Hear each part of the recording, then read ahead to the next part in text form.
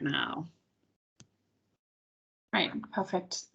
Yeah, hello everyone. Great that you could all make it to today's talk, which is going to be about the climate crisis and climate action, both on an individual level, but also on a more large scale level. And we thought it might be nice by kind of introducing ourselves first, so you know why we're actually doing this and who we are. And then we'll dive a bit more into sort of the presentation structure and the different parts that we'll be talking about. What's maybe also nice to know is that this will be partially interactive. So we need some input from you as well. And we're also hoping to have a nice discussion at the end. So if you have a bit more time at the end to stay and discuss some of those topics with us and maybe also give some insights, yeah, we would really appreciate that. So maybe we'll start by introducing ourselves. Perhaps, yeah, I can just start since I'm talking anyway, and then I'll hand over. So I'm Marlene. I'm part of PTC Germany, and I'm in the data science team.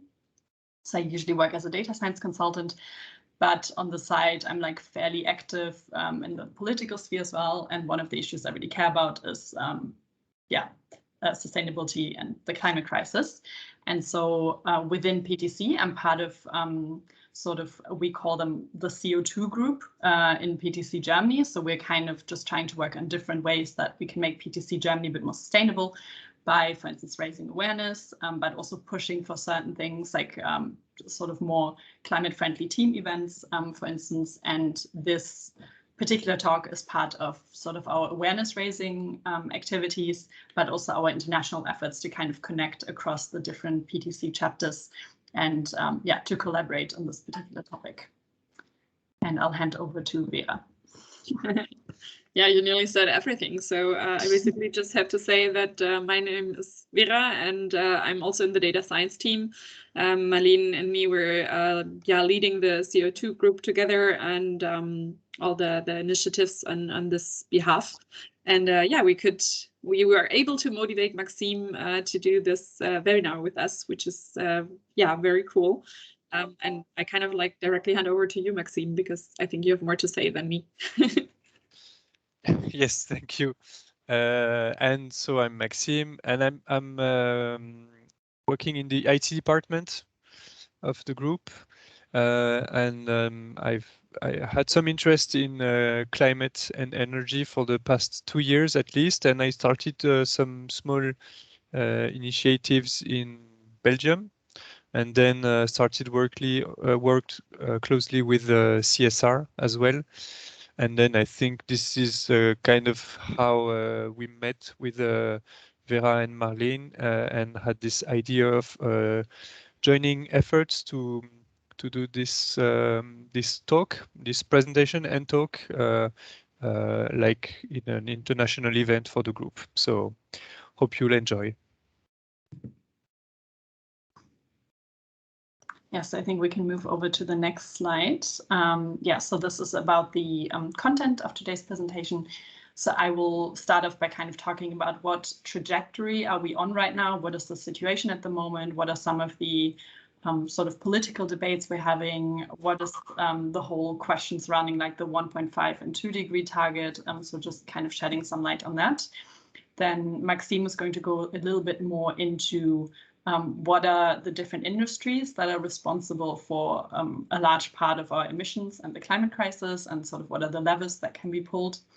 Then Vera will continue by talking a little bit more about kind of how can we be sustainable in our daily decision making on an individual level. What are kind of the areas of our lives we can look at and potentially improve, to also provide some more action-oriented input, I guess, so you don't all leave completely depressed after this presentation.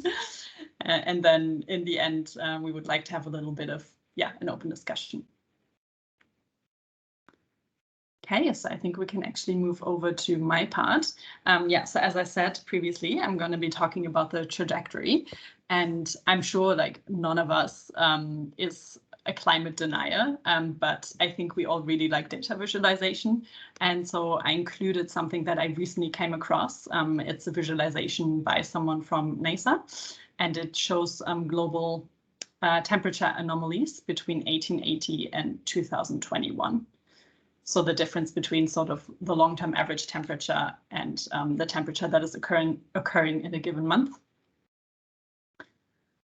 And I think this really sort of drives the point home how much the process has accelerated during the past years and past decades.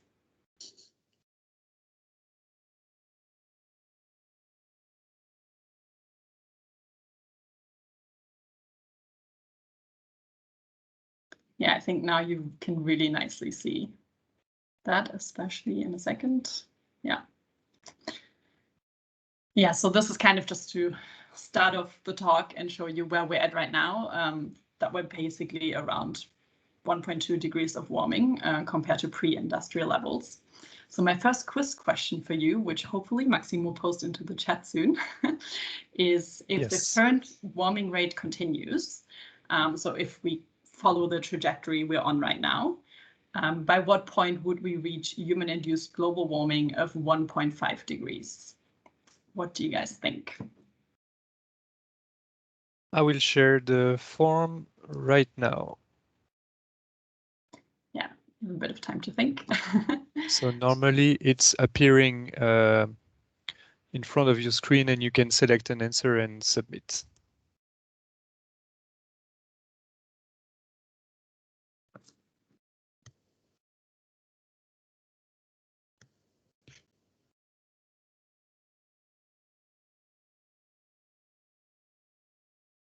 Yeah, it'd be interesting to follow this in the chat myself, see what people think. Interesting. Yeah. Yeah, I think basically all of you are pretty right. So estimates vary a little bit. Most people say, like a lot of scientists say, by 2040 for sure.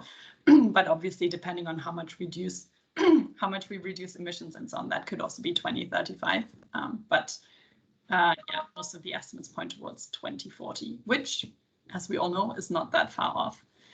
So this brings me to the second part. I'm sure many of you have kind of heard the term 1.5 degree target thrown around, but perhaps not all of you know where this is actually coming from, like what is the sort of arbitrary number. And so basically this was decided at the Paris Agreement, which was adopted at the Paris Climate Conference, the COP21 in 2015. And this was kind of a bit groundbreaking because it was the first legally binding international treaty on climate change.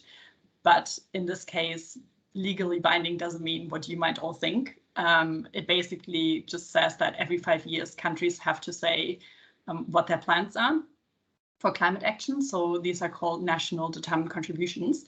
And every 5 years, these need to be more ambitious, but nothing is happening if they don't actually fulfill them. So it's not legally binding in the sense that anyone can like punish a country for not having fulfilled their goals. So as we are also aware, all countries are basically very much lagging behind their own goals. And they are definitely not meeting, or we are currently definitely not meeting the goal of limiting global warming to 1.5 degrees or a maximum of 2 degrees. But I think what's also important to think about, oh, sorry, not yet, when we think about the 1.5 degree target is what does that really mean? So the reason why policymakers chose this particular target was they basically agreed that with 1.5 degrees, that's the kind of warming that we can still cope with as humanity. So it's a compromise. It's not saying 1.5 degrees, great, we're all going to have a good life. It's saying those are risks we can still carry as humanity. And previously they thought actually with 2 degrees, this is also still okay. Humanity can cope with that. But as we will see in a bit, that is not the case, and more scientific consensus and also policymakers have moved away from that and are really saying actually 1.5 degrees is our hard limit. So this is kind of how this whole 1.5 degrees goal came about. Then I think, yeah, you could probably move to the next thing. The other thing that's important to know, because I'll be talking about this for a bit. Later on, I will go into the latest climate report by the IPCC. So I thought it might be important to briefly say what the IPCC is, in case you've heard it, Lucy, but you're not entirely sure. So the IPCC is the Intergovernmental Panel on Climate Change. And that's basically a very, very big group of climate scientists. So they could be coming from economics, from political science, from the physical sciences. It's really from all different fields of study. And they produce reports every 5 to 7 years that deal with different aspects of the climate crisis. So we have different working groups, which I think you can skip to the next point, different working groups that focus on different topics. So one is the physical basis of climate science. That report has been published. Then the other one is, the second one is effects of climate change and adaptation. This is the report I'll be talking about today. The third report deals with ways of cutting emissions. And then the fourth one is kind of like a summary of all the different reports, which will be presented at the next COP meeting. So yeah, this is kind of just to give you a background on what the IPCC actually is. Yeah, and as a kind of a point to drive all of this home, as a summary of the slide, there's no safe level of global warming. 1.5 degrees is a compromise already. So this is important to keep in mind when we talk about this target. And then I think we can move over to the next slide. Yeah, so a question that sort of I had been asking myself when I first started researching this topic was, does half a degree really make a difference? Because when you hear it like 1.5 or 2 degrees, it doesn't really sound like that big a difference, right? So I was wondering, what does that actually mean in terms of real impacts this has on, yeah, humanity in the end. So these are just some examples. Obviously, there are a lot more, but these are just some I gave, which was a bit more tailored to Europe, since I reckon most of us are from Europe, actually. And so you can already see that there are quite substantial differences between 1.5 and 2 degrees. So the maximum temperatures in parts of Europe will be quite a lot higher. The probability of massive heat waves is more likely, which can lead to mortality. You have a greater percentage of share of regions with risk of flooding. You have no corals basically at 2 degrees, so you will have no coral reefs anymore. They will be super, super rare. And yeah, that's much more large scale with 2 degrees than it is with 1.5 degrees. And then also it has huge impacts on biodiversity. So with 2 degrees as opposed to 1.5 degrees, like insects, plants, and vertebrates, there's a greater percentage of these that will lose half of their current range. And this has huge implications also for pollination, for instance, which is important for agriculture and so on.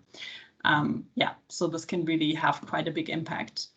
And I think you can move to the next point. Yeah, so I think what scientists have generally concluded is 2 degrees are much worse than 1.5 degrees in terms of the impact, and 2.5 degrees will be exponentially worse, and so on. So it's not really a binary option of like we do something, we do nothing, like any action helps, but like we should consider that the results will still be very different depending on what degree of warming we're at.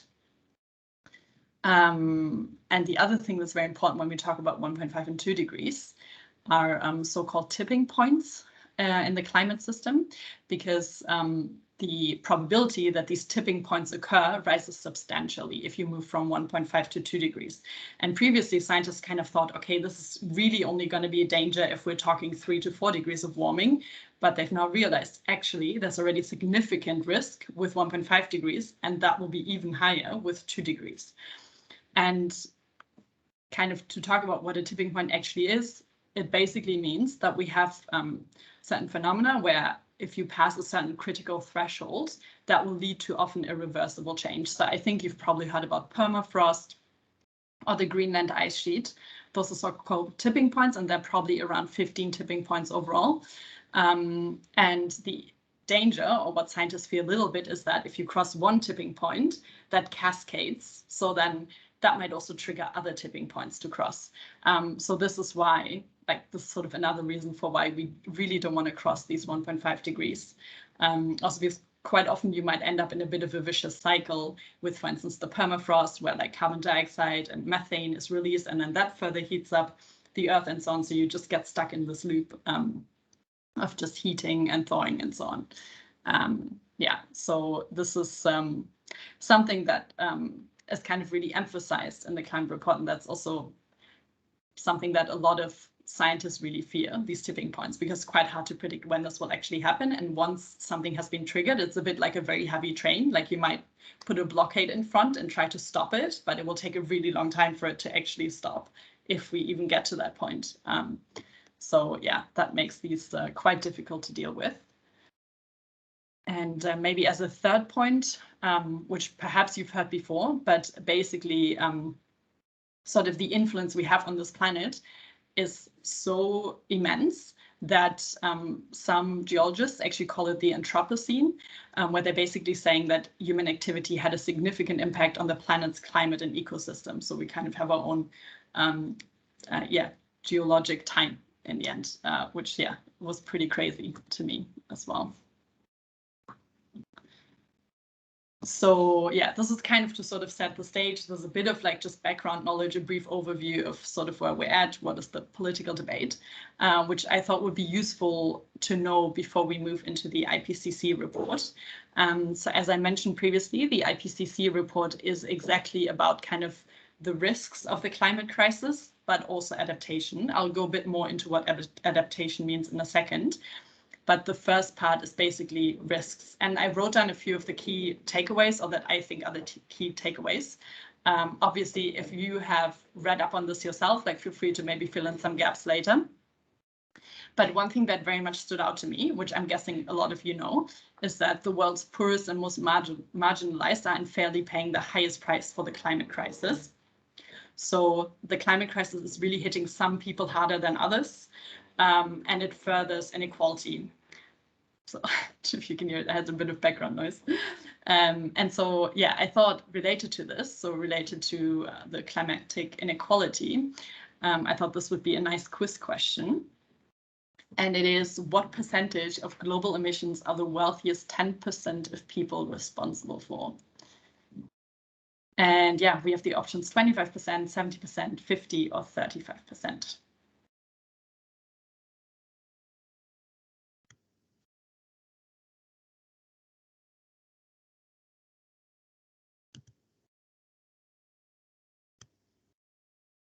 Very curious to see the answers.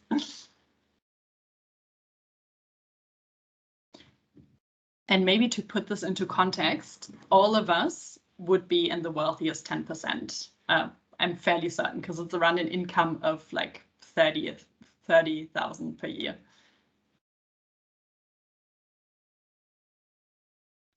Interesting. Yeah. So you actually think it's even higher than it actually is, which now makes the figure seem a bit less impressive maybe. But yeah, the richest 10% are responsible for 50% of the emissions. And to put that into perspective, the poorest 50% are only responsible for 7% of the emissions.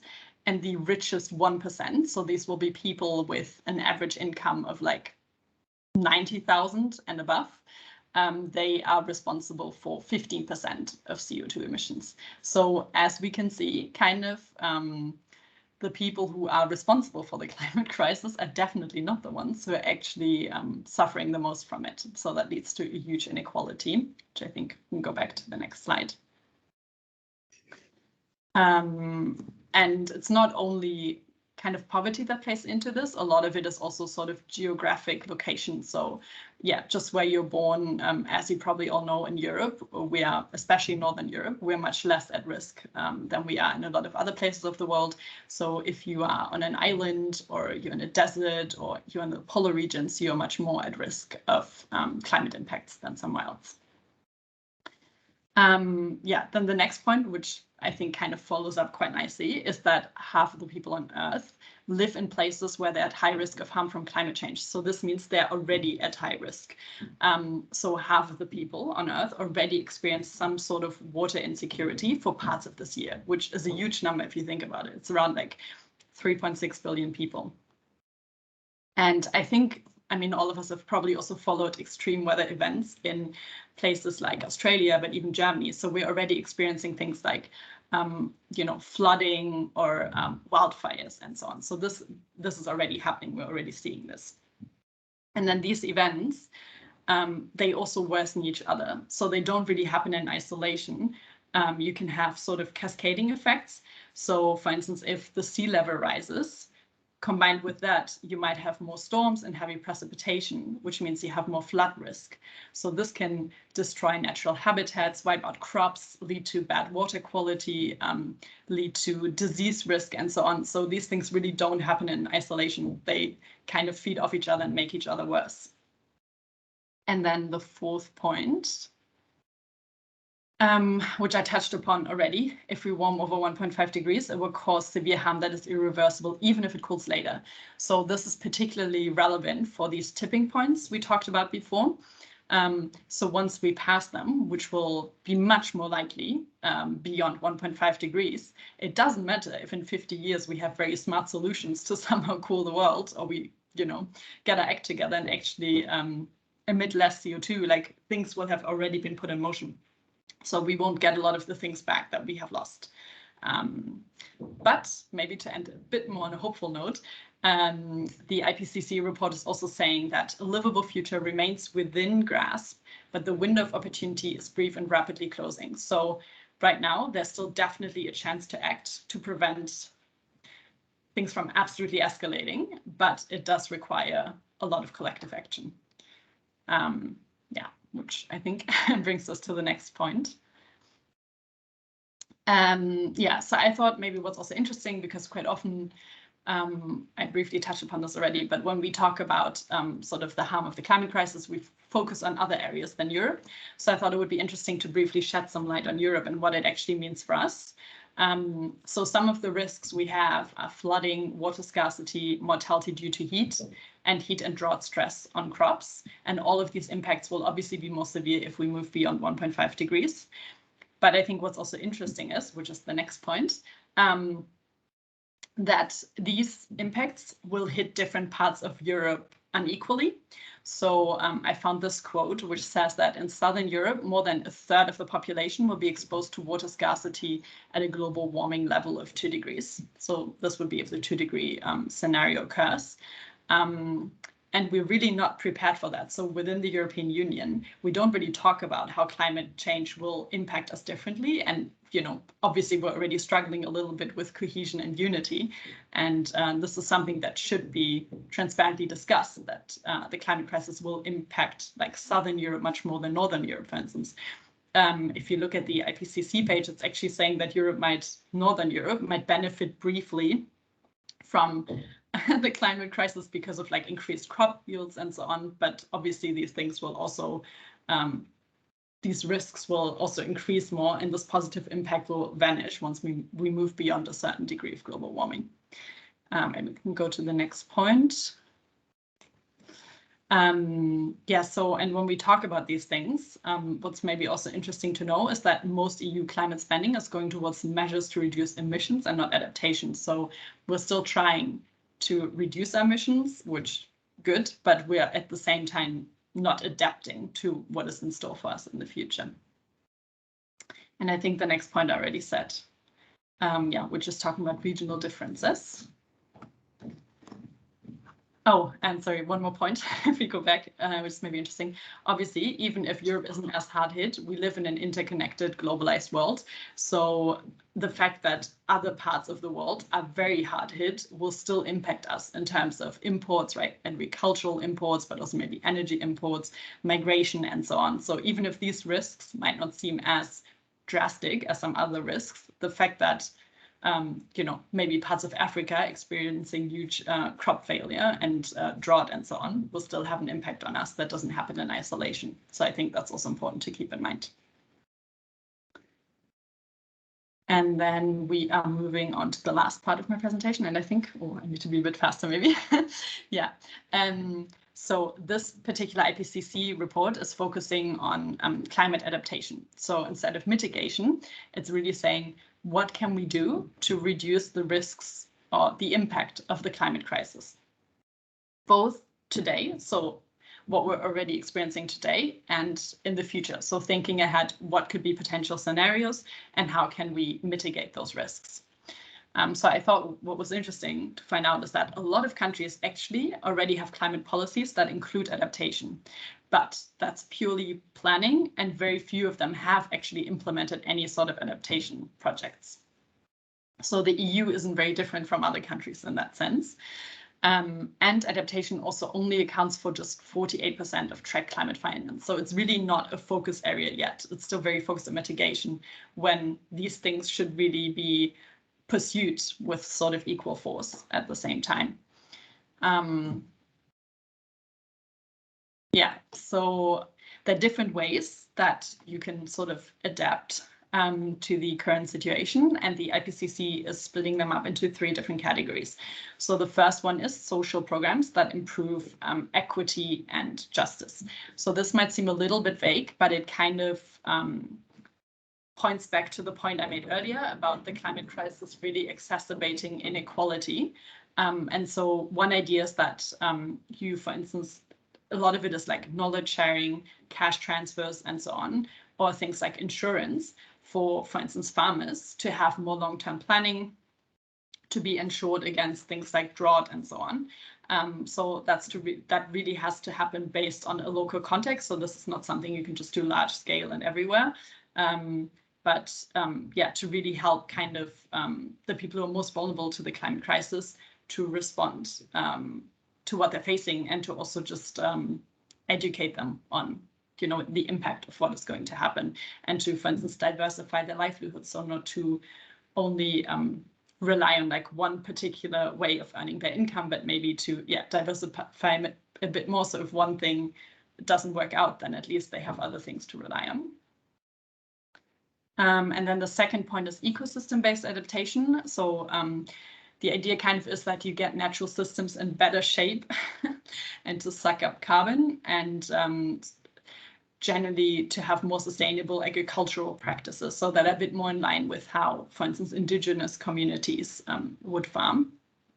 And so one example that I found quite interesting is agroforestry. So there you basically grow trees or shrubs around crops or pasture land. And that way, like, you protect your crops and your agricultural area from like extreme weather events. You provide habitat for wildlife. You improve water quality and so on. So it's just thinking of small kind of changes that make whatever you're working on more resilient. And then the third way to adapt, which I think also receives a lot of the attention, are new technologies and infrastructure to strengthen resilience. And there the IPCC is saying that this can also backfire. So there are a lot of good solutions, obviously. Things would, for instance, be early warning systems so that people know like when to flee a situation. But I think as the flooding in Germany, which I believe was last year, maybe showed, warning systems alone aren't enough. You actually need to have action that follows from that. So it isn't enough to have the information. People also need to know what to do with the information. And people should also take it seriously, or the people who are in power and who can actually disseminate that information. So yeah, it's coming up with plans on like how should we actually respond to these kind of emergency situations. But yeah, as the IPCC said, that can also backfire. So one of the things that people might do is build like coastal seawalls, which give sort of a false sense of security, and that might also harm like protective ecosystems in that area. So you really need to think about what are sort of the benefits or the trade-offs in the situation, and technology isn't always the answer. Yeah, so I think this sort of concludes my part. This was just to give you an idea about what's in this report, what are some of the strategies people think about, but as you can probably tell, this is quite difficult, but governments need to start somewhere, and it's really, really important that more money gets spent on adaptation efforts, so that also private finance will follow for that. Yeah, I will hand over to Vera with that. Oh no, not Vera, Maxime. Yes, thanks a lot, Marlene, for this first part. I think you have all understood now the effects that 1.5 degrees will have, and the importance of taking measures, not only to adapt, as Marlene just explained, but also, of course, to reduce emissions. And it's important to understand what's behind emissions, you know, if you want to reduce them. This is where the factors to climate change come into place, and everybody knows about the real cause, which is usually which are called the greenhouse gas emission, in French, les gaz à effet de serre. So this is well known by everyone, and what you can see here on this graph is actually what causes those greenhouse gas emissions. And I like this graph because it's really clear that when we're talking about greenhouse gas emission, we are actually talking about energy for almost 3/4. You also have agriculture and forestry, which are almost 1/4 and which are really important. But the rest is basically energy. And usually people don't think of energy as what it really is. Usually for the majority of us, it's basically the bill that you get at the end of the month for your electricity and your heating. Usually this is what people think of when we talk about energy. But it's much more than that. It's basically everything. For example, this call is possible because I have a laptop and because we have the internet. And if you want to have a laptop, you need to extract matter from the ground, and this is only possible using energy. Same thing for the internet. You need servers, and to build those servers, you need materials that you must extract from the ground, and again you need energy. I think a good example to understand this is a simple T-shirt. So if Vera, if you can move to the next slide. Yeah, this is really simple. It's like exactly the one I have here. It's 100% cotton T-shirt. It's the most simple object you can think of. And I want to show you what's behind this T-shirt. So the first thing is cotton. Of course, you need cotton, and it means you need sun and you need water as energy source. But then you need to harvest and to get this cotton. So you need machines, which 100% runs on oil, and then you need also fertilizers. And as you know, or as you don't know, maybe fertilizers are made of nitrogen, which is made out of gas. And this is a good example of the crisis we have at the moment with Russia and Ukraine, is that all the gas coming from those places are used for our fertilizers. And not only we will have a problem with cereals from Ukraine, but also with our own cereals from France, from Germany, because we cannot have fertilizers anymore, or at a very high price. So it's really an issue. Then the next step of the process is to actually weave and dye the tissue. And for this, you need factories, and usually those factories are not in Europe. So they are based on an electricity that is made out of coal or gas. And then for the dyeing, you also need chemicals, and that usually are done with oil. Then the next step is shipping and transportation. And for this, definitely you need oil, especially for the boats, but also for the trucks, because the electricity transportation is not adapted for the heavyweight means of transportation. So for boats and trucks, at this moment, it's 100% oil. Then the next step is basically to go get it in a shop in Europe. And usually the shops are, of course, using electricity. That is mostly done with coal and gas in Europe, with some exceptions like France or Norwegian.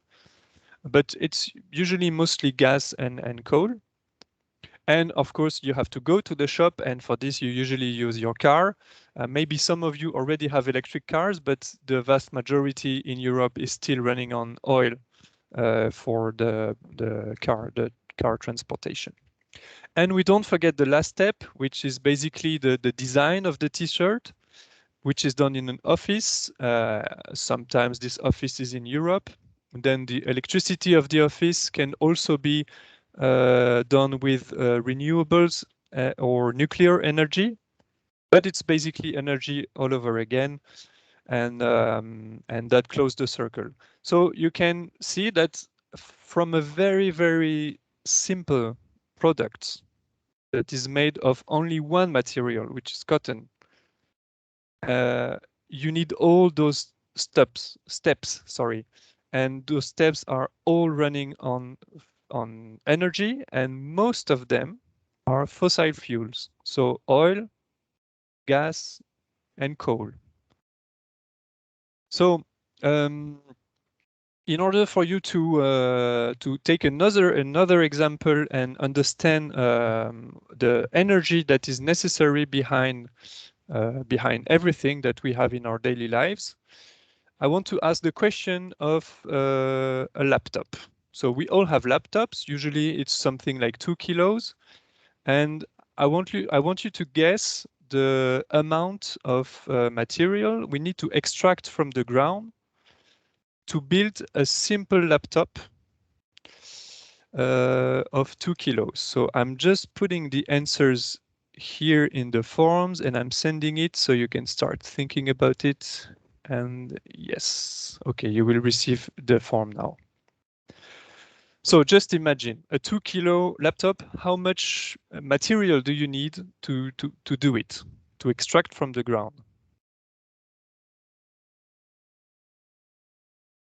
I can see some interesting answers. I will leave you a few seconds more.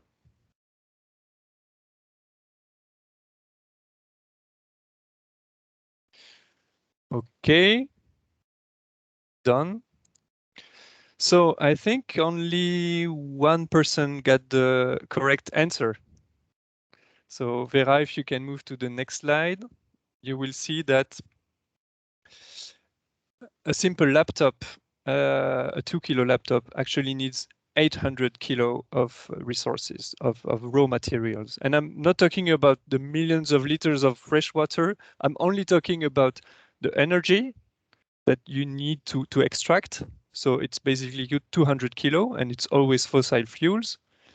And then also 600 kilos of raw materials, usually ores, metals, but also just earth or dirt, from which you will extract the small pieces of rare metals that you will need to build your laptop.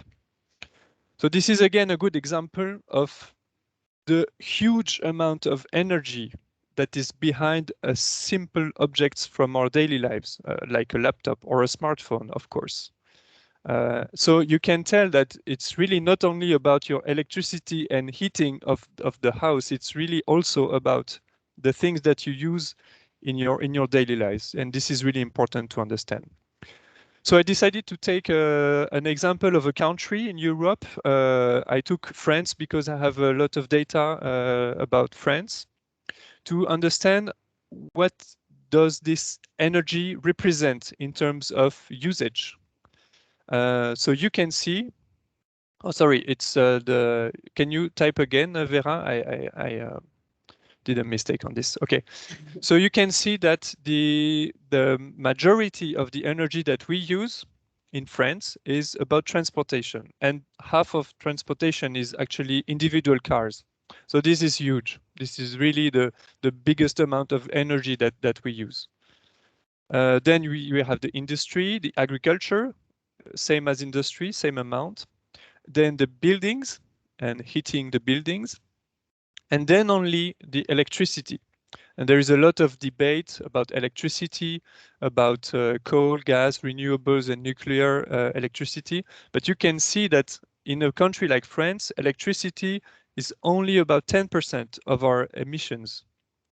So it's not that big a deal. But it's true that the electricity is quite low carbon in France. But still, when we talk about energy, always remember that it's not only about electricity, it's also about transportation, industry, agriculture, buildings, etc. And something that we usually forget, especially the government when they publish the numbers, is that we have to add the products that we import. And this is bringing the number to 50% more, actually 52% for France. So if you take into account the imported products, you really add half of our emissions to our mix. So this is really huge, and it's really something to take into account, that energy is not just about electricity and things that we do in our country, but it's also and mostly about everything that's behind a product or a material that we import in the country.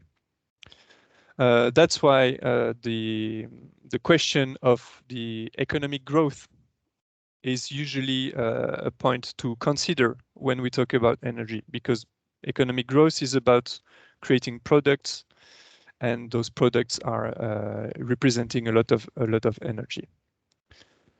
So I was saying that usually the debate on energy is about electricity. It's true that electricity is an important part, especially if the electricity is generating a lot of emissions, and this is due to fossil fuels.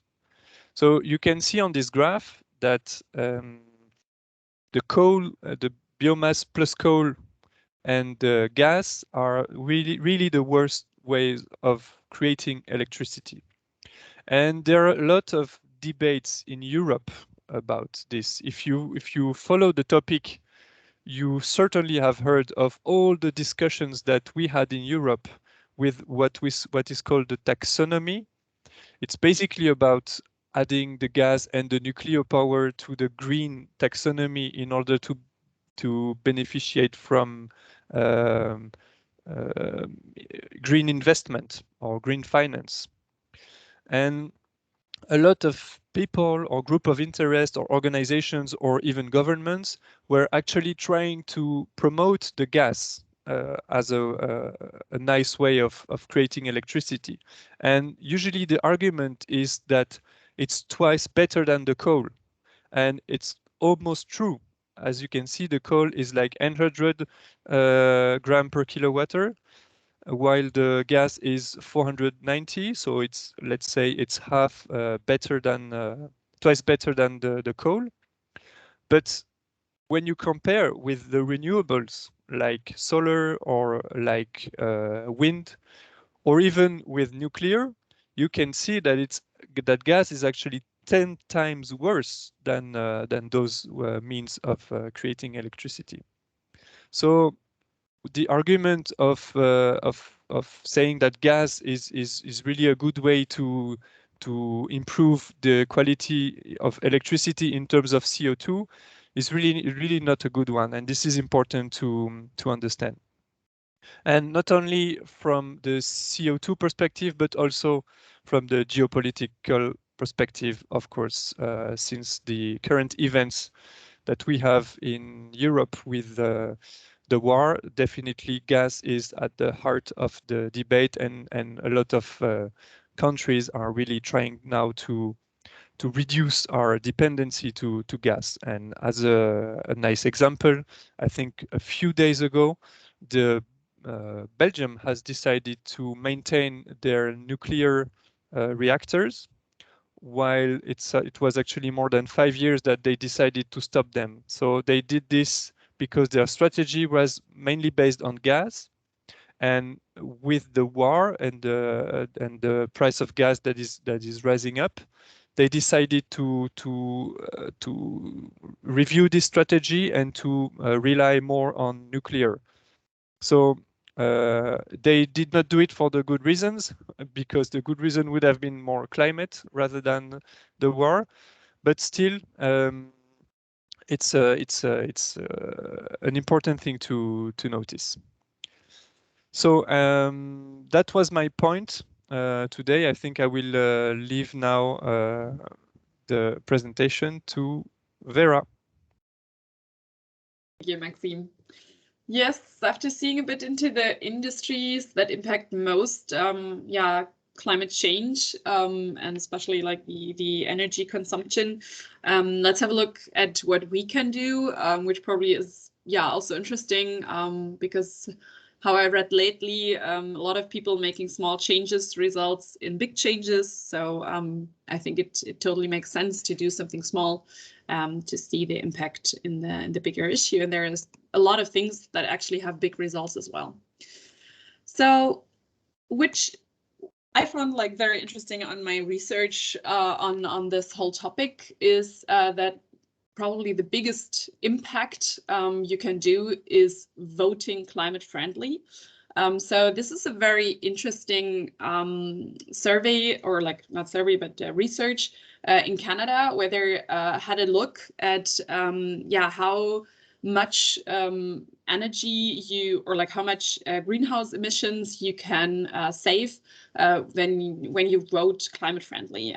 So as you can see in the small picture up here, it's actually a lot more than driving, for example, no car for 1 year when you vote climate friendly, which also makes sense a lot because people that vote are less people. So you would, for example, for, I don't know, like Germany or France, your impact as a voter is very high because you really are not like, not in Germany like 1 of 80 million, but rather less people that actually vote and therefore result in changes for the climate. The second thing that you can do is that you reach out to your representatives directly, so that you would get into contact with local representatives and start to do small changes in your neighborhood. So it totally makes sense to take examples from your neighborhood. For example, one like street where it would be nice to have no cars or complaining about cars in general, to make cities more climate friendly in general. Another thing that enables sustainable decision making can be the donations you are making. So when you decide to donate, for example, for sustainable causes, this can also make big changes. And the last thing from this field is the media attention that you can create. Something that is very interesting, because also Maxime and Marlene were going into this before, is actually consumption. So when we think about what is our personal climate footprint, there are a couple of things that come to mind. So most people, for example, think about air travels or about driving cars.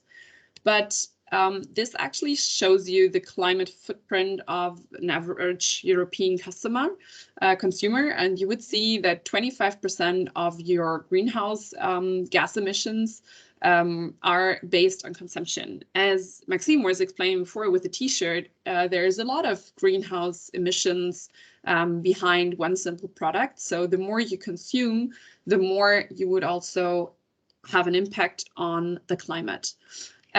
What I want to point out at this point overall, it's generally better if you try to reduce, for example, consumption a little bit than doing it. So like it's better to do it a little bit than doing nothing at all. So with just reducing your climate footprint a little bit, you would always be better off than doing nothing. So it's all about like starting and not about being perfect. This totally comes to mind when you think about this, because it's not possible to reduce all the consumption.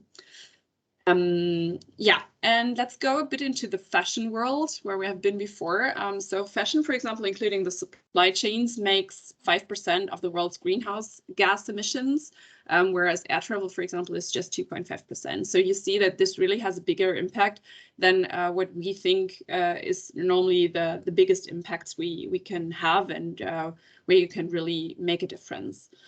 Just to give you some like small examples, synthetics account for 65% of the clothes. They also use a lot of oil, so you really have a high impact with this kind of clothes on the oil consumption of the world. From a cotton perspective, as we saw before already, it's not essentially better because there's a lot of global water use based on cotton. And there are a lot of pesticides used, and as Maxime was showing, a lot of other things, that are part of the energy consumption. So what does this mean? It means actually reduce reducing the consumption, rather repair things than buy them new. Reuse things, so for example, buy secondhand or sell your things but secondhand. I think now overall Europe, we have this app which is called Vinted, where you can easily sell your clothes to other people. I've used it myself. It's actually quite nice. And also for sure to recycle clothes. The second thing is that there are a couple of applications for carbon footprint calculations in general, but also for carbon footprints of products. So one that is available in Germany for sure. I hope they're also available in Belgium and France. But if not, you will for sure find something similar where you can like see what the climate footprint of a special product is, and therefore can like rather choose products that have less impact. Yes, talking about food decisions, here again, it's very important that just changing a little bit is already better than doing nothing, because I think you all, or most of it, know it already, because we've talked about this before in one of our talks, that different foods have different climate impacts. And I just brought you a very nice graphic, also for the data-oriented people. I think it's very interesting, where you can see of the greenhouse gas emissions of different products. Let's make it a bit bigger for you. So just that you can see, I wanted to point out a couple of points here. There are like very different kinds of food, and they have like a different impact concerning like the whole supply chain. In red, you see here the transport, and you can see that actually the red part is not a big part in all of the data, or for all of the food actually. So you can see that the transport is not that big compared to other things, like for example land usage or farming in general. So yes, this accounts for food that is not traveled by plane. So when food is traveled by plane, this changes a little bit, but still the most things don't have much carbon footprint based on transportation. Yeah, just so that you can see that, I think it makes sense to go a bit deeper into it if you're interested. Mostly the plant-based, or like plants in general, vegetables in general, have less impact on the environment than meat and dairy-based products. As I was saying, the air travel might change this a little bit. In general, if you want to reduce your air-traveled food, this was quite interesting for me as well. There is like a rule of thumb how you can know if something is air traveled, because it's less food than you would think. So mostly it's food that has long travel, long ways, but a very short shelf life. So for example, berries or green beans or asparagus are part of this. Then, as I was saying, this results that it makes sense to increase plant-based meals in your diet. Doing a little bit is always better than doing nothing at this point. And I think also very interesting is to see down here a little bit, perhaps we can also go a bit deeper into that, to see the freshwater withdrawal per 100 grams of protein. So if you're interested in this, you can definitely have a closer look afterwards. We will send you the presentation for sure, and see what kind of proteins might be interesting for you. So another point where you definitely have some options and where you can act are your banking habits. So banks often invest into, for example, fossil fuels, which have a bad influence, as we learned before, on the climate. And you can see here in the graphic that in the last years, the global investment into energy supply, and especially into fossil fuels, in gray here, were very big. So most of the investments were actually going into fossil fuels. as it is planned right now, this would even increase for the next years. So for 2025 to 2030, this would even increase. Yeah, it would be way better to rather reduce it than increase it. So what does it mean now for you? You can try, or like you should, or you could choose a bank that doesn't invest into fossil fuels. I have a link here for you, which could help you on this, finding something that is very, that is rather called a green bank. But we wanted you to be careful of this because there is a lot of greenwashing going on. So yeah, really have a look at comparisons and see if a bank is really what they want to do. So nice, side effects are here that they invest into renewables, more efficient housing, biodiversity, but also as a bonus benefit into other, sustainability criteria, which are rather like from the social or the governmental perspective, which is a nice bonus benefit of this. Okay, let's get into the last quiz question of tonight. We just wanted to, hear if you have an idea of how many times more CO2 you emit when you fly from Paris to Barcelona. We picked this because it's probably something you would fly. It's around 900 kilometers, but it's also something people perhaps know about. So compared a flight compared to a direct train journey, what would you think? How many times more CO2 is emitted? And I hope Maxime is pulling up the form right now on the screen. Perfect.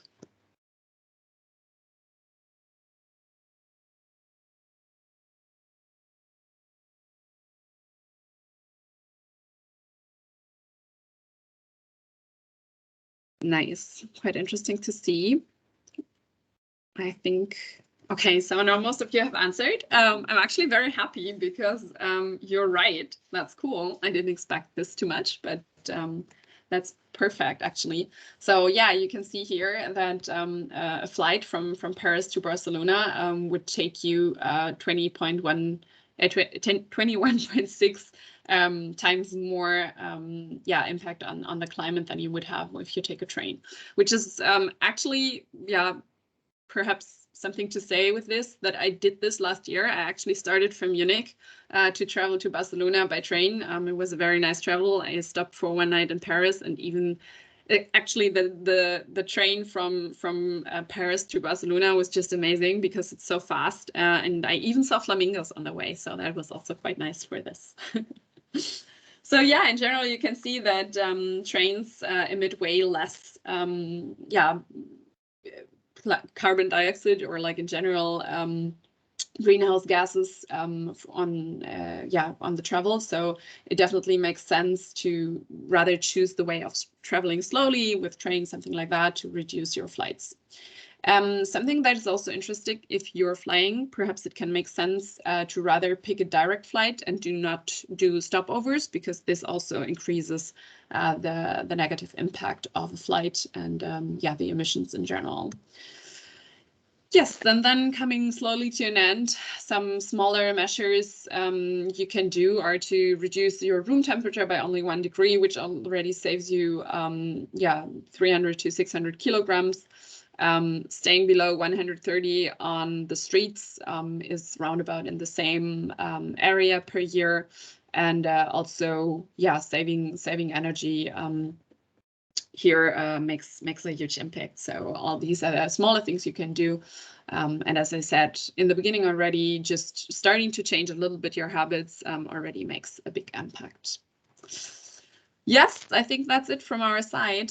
We collected some resources in the end. As I said, we will provide you with a presentation for sure. And we can come into our questions and open discussion part. And I think I will close the presentation so that you can ask your questions or share your impressions, whatever.